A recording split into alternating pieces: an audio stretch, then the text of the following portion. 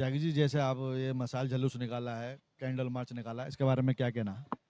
देखिए, candle march का जो आयोजन कांग्रेस पार्टी की तरफ से किया गया है, ये कैंडल मार्च जो हमने निकाला है, हमारे माननीय नेता, जुझारू नेता, नेता प्रतिपक्ष बब्बर शेर माननीय राहुल गांधी जी के निर्देश पर पूरे भारत के अंदर हर प्रदेश में, हर जिले में, हर शहर में निकाला गया। इसका उद्देश्य यह है कि जिस सरकार ने, मोदी सरकार ने और योगी सरकार ने मिलकर के जो हमारे दिल्ली प्रोटेस्ट कर रहे छात्र छात्राओं के साथ दुर्व्यवहार किया, मारपीट की, उनके साथ मारपीट की, उनका गुनाह सिर्फ इतना था कि वो लोग पेपर लीक जो 100 बार, कम से कम 100 बार इस सरकार में पेपर लीक हुए हैं, और कई छात्राओं ने पहले भी आपको पता आत्महत्या भी की है, छात्राओं ने भी आत्महत्या की है। और इस प्रोटेस्ट में भी 2-3 छात्राएं जिनकी कुर्बानी हो गई है, शहीद हो गई हैं। कुछ छात्राएं आज भी छात्र छात्राएं घायल हैं।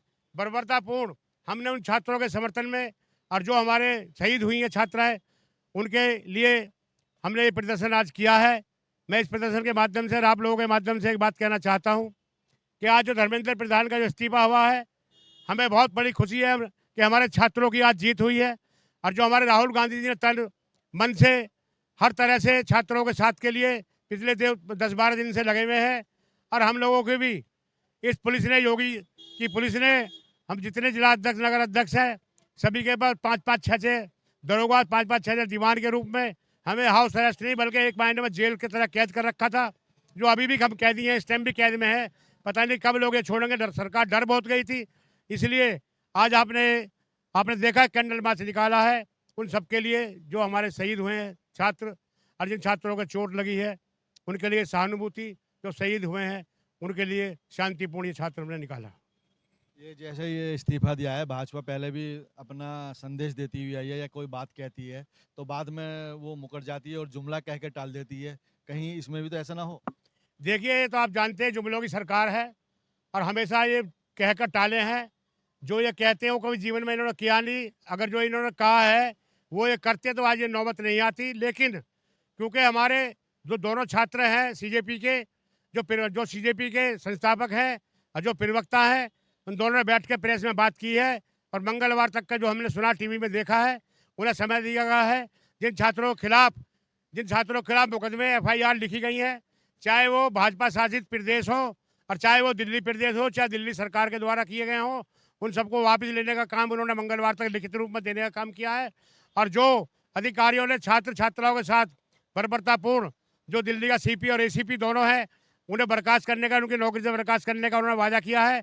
और जिन कर्मचारियों ने चिन्हित करके वीडियो फिल्म में देख करके जिन्होंने छात्रों के साथ बदतमीजी की है, उन्हें भी बर्खास्त करने का उन्होंने वादा किया है। ये लिखित जो उन्होंने दिया है आश्वासन, वो मंगलवार का दिया है, जो हम पता लगा। लेकिन अगर मंगलवार तक अगर हमारे छात्रों का ये आश्वासन उन्होंने पूरा नहीं किया, तीनों मांगों लिखित में नहीं दिया, तो ये छात्र वही छात्र है, ये छात्र फिर दोबारा बैठ सकते हैं, कोई दिक्कत नहीं है, फिर आंदोलन करेंगे। जैसे पहला भाजपा जुमला कहती है, एक बाई चांस यदि ये भी हस्ताक्षर भी या इस्तीफा भी जुमला निकला तो आपकी पार्टी क्या करेगी? देखिए, अगर इस्तीफा जुमला निकला और इन्होंने हस्ताक्षर नहीं करके दिए मंगलवार तक, तो हमारी पार्टी भी फिर दोबारा खुद हमारी पार्टी सड़कों पर उतरेगी और जंतर मंतर पर हमारा प्रदर्शन होगा। अभी 27 तारीख में हमारा जंतर मंतर में प्रदर्शन था, माइनॉरिटी का, OBC का और SC ST का। लेकिन छात्रों का सहयोग देने के लिए, छात्रों के साथ रहने के लिए हमने वो कार्यक्रम अभी आगे बढ़ाया है। उस कार्यक्रम की तिथि बहुत जल्दी निश्चित होगी। अगर इन्होंने मंगलवार तक अभी नहीं दिया लिखित में, तो जंतर मंतर पर कांग्रेस पार्टी प्रदर्शन करेगी और छात्रों को फिर वहां इकट्ठा होना पड़ेगा और हम एक साथ प्रदर्शन करेंगे। विधायक जी, जैसा आज छात्रों की जीत हुई है, इसके बारे में क्या कहना है आपका? देखिए, छात्रों की जीत के बारे में कहना चाहता हूं कि अंग्रेजों का एक पुष्ट राज रहा। अगर